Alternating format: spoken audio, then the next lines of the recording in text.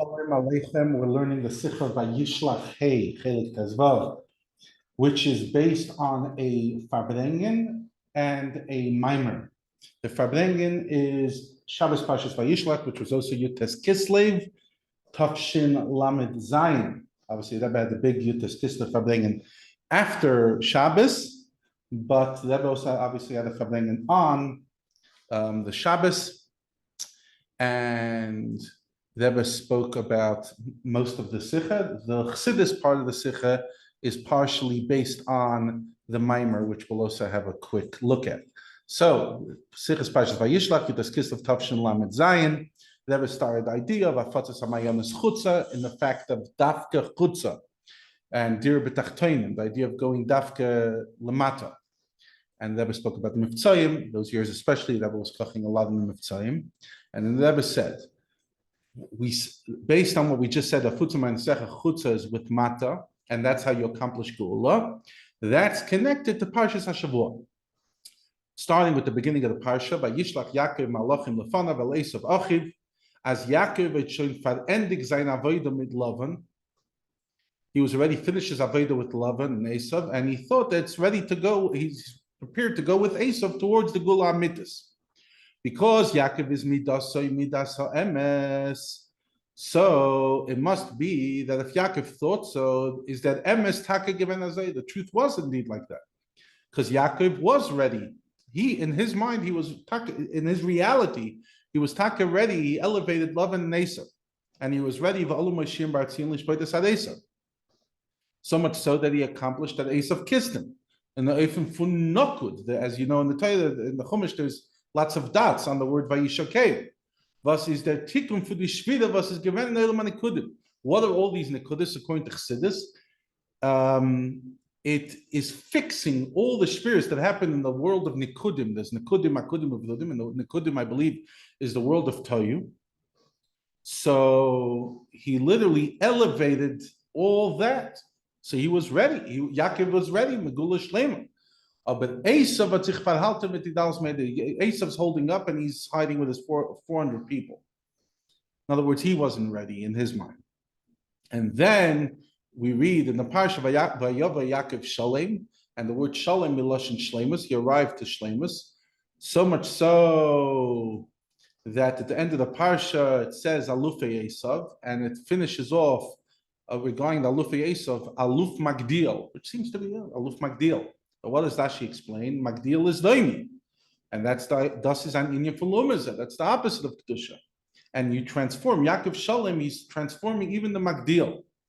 And then we come to Vayeshev, Bikish Yaakov Leisha V'Shalva, because he finished his avodah and he was ready for the gula. Okay. So, in continuation of the custom, the minhag that we learned that up here, Rashi and Nabi said. So there's a Rashi that includes the whole topic we've been discussing. Fun lifnei hashvida, biz tzuinin anitzachon nikdusha. From the beginning, before even the Olam HaTorah is breaking, till the ultimate nitzachon magdil hidoimi. Zemen fasin magdil hidoimi.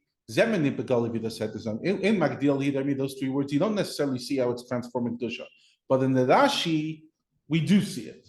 Why? Because the Rashi on the pasuk Yoivav min Zarach mi Batzda, Batzda me are Moyavi Shenema ve'Alkirias v'Batzda v'Gemel u'Fi Hemida Melech le'Edoim Asida Lilkes Imam Shnema Kizavach L'Shem Batzda, like we learned in the Sicha. So over here you see the idea of Kedem Hashvil. Why in the Olam HaTorah? Because there's the idea of Malucha with Toikif. Once Olam HaTorah broke apart, there's no Malucha with Toikif. Over here you're seeing the taka is strong, but then you see the ultimate completion of the avodah. Asida lilkos imahim, it gets transformed, it gets punished, etc. And in this Rashi, there are a few things that are not understood. And Rebbe said, as an aside, there are some people that learn Rashi b'shitchius, shallow. Willen nicht medayik sein in Pirish Rashi. They don't want to be medayik. Warum sagt, dass Rashi geschrieben in der Pesach, Rashi wrote this for a 5-year-old. Und halt doch nicht von sich. What do you mean? I'm a big macher. So I learned Mishnah Gemara. So he doesn't want to go deep in Rashi. So is b'shas melentos b'shitchius is das in ganzen nicht verstanden. So when you learn the shallow, then it's even more not understood. In other words, how do you explain this on a simple level? Was felt im Pshuti Shalmikta? What's lacking in Pshuti Shalmikta that he has to mention Batzdas, Madi Moyev, etc., as we learned in the Sicha? And then the Rebbe went into the whole explanation as we learned in the Sicha. And just want to, yeah. And then the Rebbe was learning Uzziah. Fine, say that. That is the Sicha. Then there's the Maamar. The Maamar is Shabbos Vayishlach, Tavshin Lamed Aleph. The Rebbe's anniversary. It was Yudalit Kislev Tavshin Lamed Aleph, the 42nd anniversary. The Rebbe held the Farbrengen. And the Rebbe even referenced his wedding when the Rebbe was talking about in Ois Beis. It will be understood based on what it says in the Maamar of the Ufluf, the Rebbe's Ufluf, on Chol B'nai L'mudei Hashem, etc. And in this Maamar, which the Maamar talks a lot about Talmidei Chacham Shalom Ba'olam, Rav Shalom Menoich, etc. It's talking about the idea of Shalom in the Avodah of Yaakov, and the last part of the Sicha that we spoke about going in versus elevating from above is what the Rebbe talks about in this Maamar. It's a Geshmaka Maamar, relatively short, recommended to learn. And then over here it says Chelik Mi Maamar. That part of this Maamar was included in Likutei Sichos Chelik Tes Vav. Yeah, l'chaim l'shalom, and we should all have incredible atzlacha.